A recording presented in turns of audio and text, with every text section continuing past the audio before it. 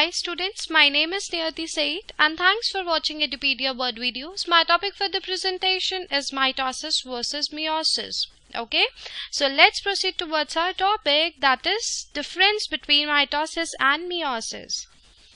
Always remember that mitosis is involved in forming diploid somatic cells, whereas meiosis results in the production of haploid germ cells.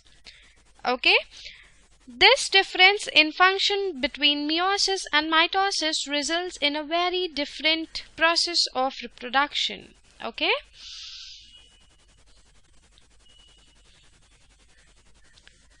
chromosome number and the genome size are reduced during a specialized cell division called meiosis in order to keep the genome size constant over successive generations. Okay, this is the illustration of mitosis. This is the GIF image of mitosis.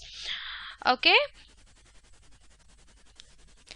mitosis, most of the organism we see started out as one cell. Okay, humans start out as a single cell, the zygote, formed by uniting a sperm and an egg. The zygote divides to make approximately 1 trillion cells. During the process of dividing, cells become specialized to function in the various tissues and organs of the body. Okay, and mitosis is a process of cell division in eukaryotic cells. This is how fertilization occurs between egg and sperm, that they both are haploid in nature, and that results in the diploid zygote. Okay, so this is egg which is haploid in nature, and of course it has a haploid nucleus. Okay, then the sperm comes, which is again a haploid in nature, and this is a haploid nucleus. Okay, now what happens is it goes and enter into the egg layer. Okay, and now what happens, it started entering inside it. Okay, and now its haploid nucleus has entered inside the egg, which is haploid in nature, to make it diploid zygote. Okay, from zygote to embryo there are several stages seen. This is zygote, which is 2n in nature, and cleavage begins and forms 2 daughter cells and then 2 to 4 daughter cells, and this way progression takes place. Okay, and thus at last morula is formed from a zygote. Okay, now the question arises, why cells must divide? In multi-celled organisms, cells specialize for specific functions. Thus the original cell must divide to produce different kinds of cell. Okay, and what is the cell life cycle that we have already studied? You can refer to my previous section of the presentation. The cell life cycle is very well defined and can be divided into 4 stages. Which are those 4 stages? G1, S, and G2, and finally M. Okay, that is mitosis phase. G1 phase, the growth phase in which most cells are found most of the time. S is the during which new DNA, that is genetic material, deoxyribonucleic acid, is synthesized. And G2, the period during which no transcription or no translation occurs and the final preparation for divisions are made. Okay, and mitosis is a stage at which cell begins to divide. Okay, this is the illustration of cell cycle: G1, S, G2, M. Okay, at G1 stage, doubling of the cell size is seen. Regular cellular activities that take place, transcription and translation, and in synthetic phase, regular cell activity cease and a copy of all nuclear DNA is made. G2, final preparation for division happens in this stage, and in mitosis cell begins to divide. Okay, we'll be studying mitosis in detail. Okay, now the stages of mitosis. During mitosis, an exact copy of the genetic material in the mother cell must be distributed to each daughter cell, that I have already told you. Okay, Each stage of mitosis is designed to achieve equal and exact distribution of the genetic material which has been copied during S phase of the cell cycle. Okay. What are the stages of interphase? Interphase has the G1, S and G2. Okay. Excluding mitotic phase. Interphase, this is the in-between stage. Originally, interphase was thought to be a resting stage. Now we know that this is the stage most cells spend their time in, as do the things cell do, including if they are preparing to divide, growing and replicating their DNA. Okay. And what are the stages of mitosis? One is prophase, metaphase, anaphase and telophase. In prophase, what happens is, it is the beginning phase in which DNA which was unraveled and spread all over the nucleus is condensed and packaged. Second is a metaphase. This is the middle stage in which condensed chromosomes line up along the equator of the cell. And the third is the anaphase. One copy of each chromosome moves to each pole of the cell. And the last phase is telophase. This is the end stage, of course. New nuclear membranes are formed around the nucleus and cytokinesis occurs, resulting into two daughter cells. This is just the reversal of the first stage, that is prophase. Okay. This is a interphase stage. Okay. This is a mother cell, of course. Nucleus with the uncondensed chromosome is seen in interphase. And then comes a prophase, which is the first stage of the mitosis, in which disappearing of nuclear membrane is seen and condensed chromosomes are there in the prophase. And then comes a metaphase, in which chromosomes are aligned on the equator of the cell. And then comes a anaphase. Okay, and then comes telophase, and finally cell divides. Okay, to form two daughter cells. Now, how the cell cycle is controlled? CDC mutants. Cell division cycle mutants help elucidate genetic control points of the cell cycle. Three major checkpoints controlled by cyclin-dependent kinase protein, which add phosphate to cyclin proteins, changing their activity. We have already read in my previous presentation. Please refer to that presentation. G1S is the checkpoint that monitors cell size and checks for DNA damage. G2M is the another checkpoint that ensures physiological conditions that are right for division, including completion of DNA replication and any necessary repair. And the third is mitotic checkpoint that checks for successful formation of the mitotic spindle and attachment to the kinetochores. Okay. And then comes a meiosis. Humans and many other complex multicelled organisms incorporate genetic recombination in their reproduction. Reproduction in which there is a remixing of the genetic material is called sexual reproduction. Two cells, a sperm and an egg, they unite to form a zygote, a single cell from which organism develops. Okay. Meiosis is the process of producing a sperm and eggs, that is gametes. Okay, this is marked by two nuclear divisions as opposed to the one division found in mitosis. The phase of these two nuclear divisions bear the same number as those for mitosis, with a catch. The phase of meiosis I are called prophase I, prometaphase I, metaphase I, anaphase I and telophase I. The stages of meiosis II are called prophase II, prometaphase II, metaphase II, anaphase II and telophase II. Okay. Gametes are haploid in nature, that is obvious, and the gametes must have half the genetic material of a normal cell. If the genetic material in the gamete was not halved, when they combined, the zygote would have more genetic material than their parents. Okay. Meiosis is a specialized cell division that results in the cell with the half of their genetic material of the parents. Okay.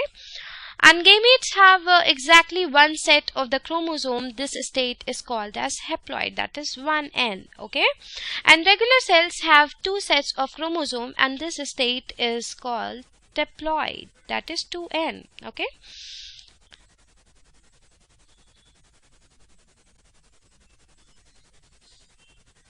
Meiosis, in which variation and recombination is seen. Okay, this is how two mates and give rise to a sperm and egg that fertilizes each other. Okay,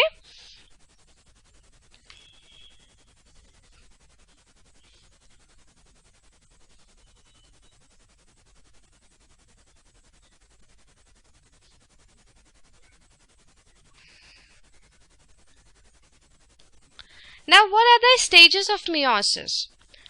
Meiosis resembles mitosis except that it is actually two divisions and not one. Okay, these divisions are called Meiosis I and Meiosis II.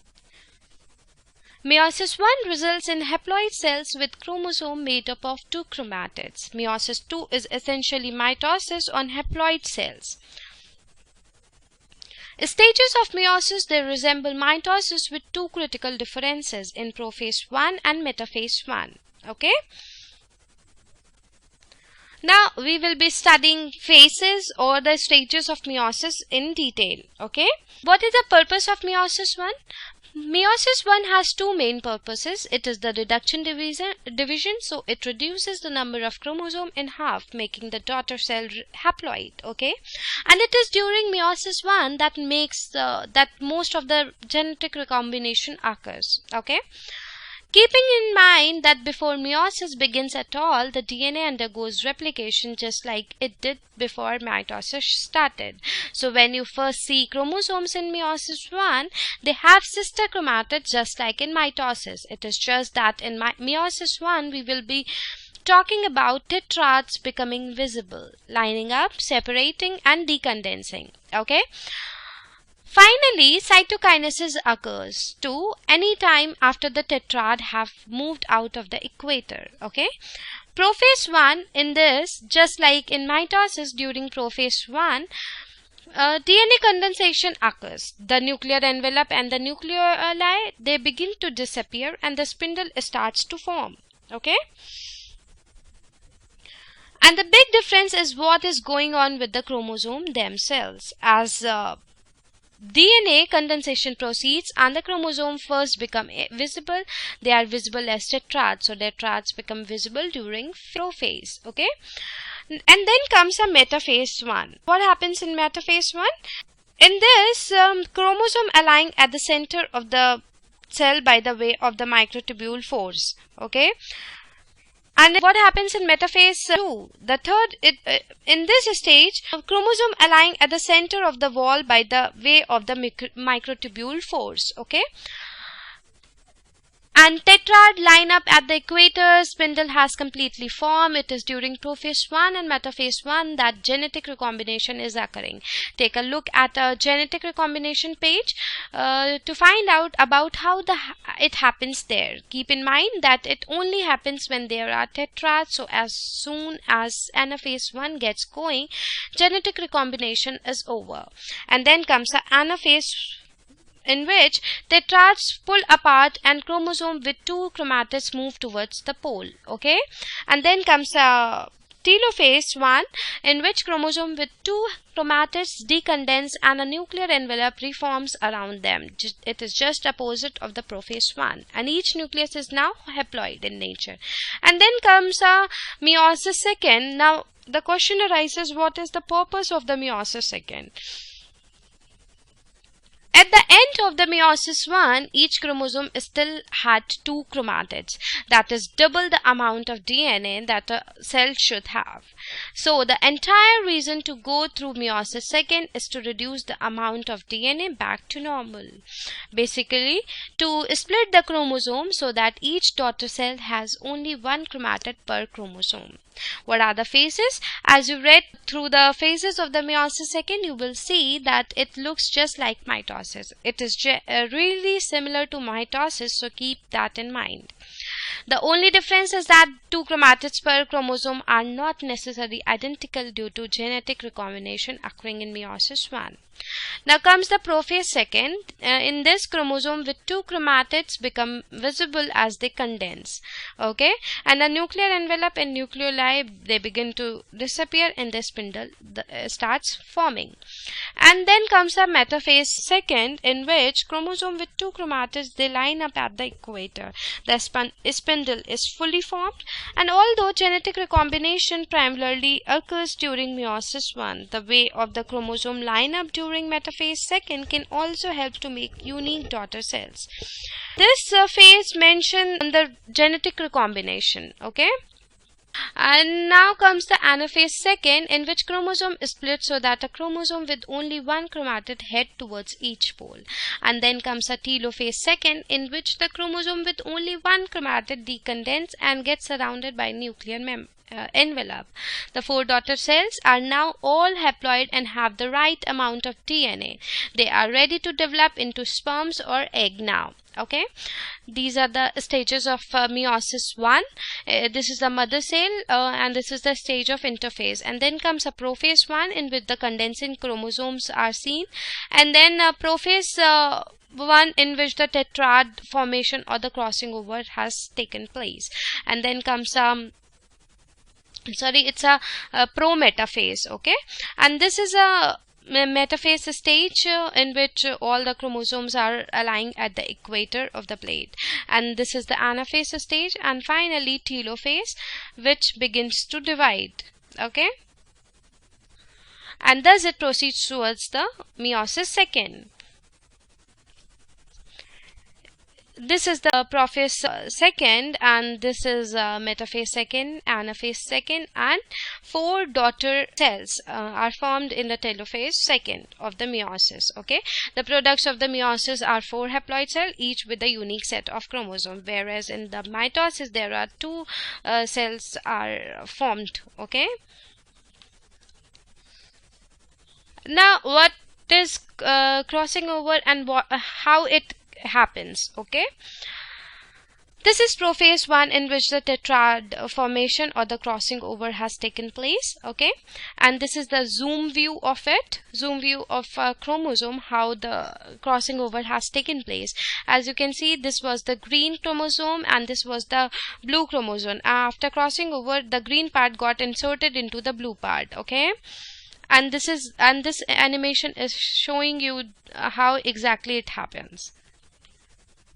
This is a metaphase I. Okay, then anaphase I and telophase I, in which two daughter cells are formed. Okay, and in the telophase second, four daughter cells are formed. Okay, because of crossing over, every gametes receive a unique set of the genetic recombination. That is why every human is unique.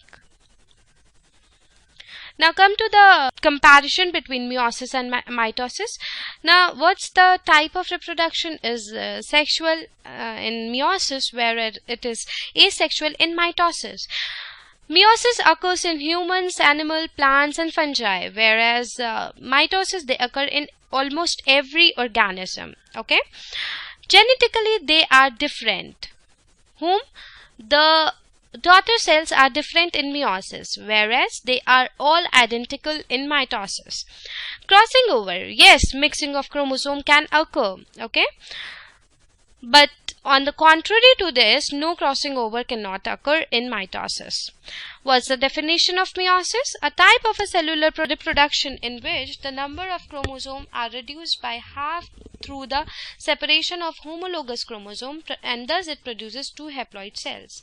And in mitosis, it is a process of asexual reproduction in which the cell divides into two, producing a replica with then equal number of chromosome in each resulting diploid cell. Now the pairing of the homologues, yes, it takes place in meiosis, whereas it doesn't take place in mitosis. Now what's the function of meiosis? Genetic diversity is seen through meiosis. Okay, genetic recombinations are, and thus any human is unique. Okay, and that's all because of meiosis. And whereas Mitosis, cellular reproduction and general growth and repair of the body is the main function of the mitosis. How many number of divisions take place in meiosis? 2. Okay, Meiosis I and Meiosis II, whereas in mitosis it occurs only 1. The number of the daughter cells produced are 4 haploid cells, whereas in mitosis it produces only 2 diploid cells. Chromosome number is reduced by half, whereas in mitosis they remains the same. Okay, and now what are the steps? Meiosis I, that has 4 stages: prophase 1, metaphase 1, anaphase 1, telophase 1. And Meiosis II, it has prophase 2nd, metaphase 2nd, anaphase 2nd, and telophase 2nd. Okay, and in mitosis they have only 4 stages: prophase, metaphase, anaphase, and telophase. And then comes a karyokinesis that occurs in interphase 1, and it occurs in interphase. Okay, cytokinesis occurs in telophase 1 and the telophase 2 in meiosis, whereas it occurs in telophase stage of mitosis. Yes, centromeres, they do not separate during anaphase 1, but during anaphase 2 they get separated in meiosis. Whereas in mitosis the centromere is split during anaphase only. Okay, because it doesn't have anaphase 2. Okay, meiosis, they create female egg cells and male sperm cells. Okay, on the contrary to this, mitosis, they make everything other than sex cells. So meiosis is discovered by Oscar Hartwig and mitosis is discovered by Walter Fleming. So this comes to an end. Stay tuned and thank you.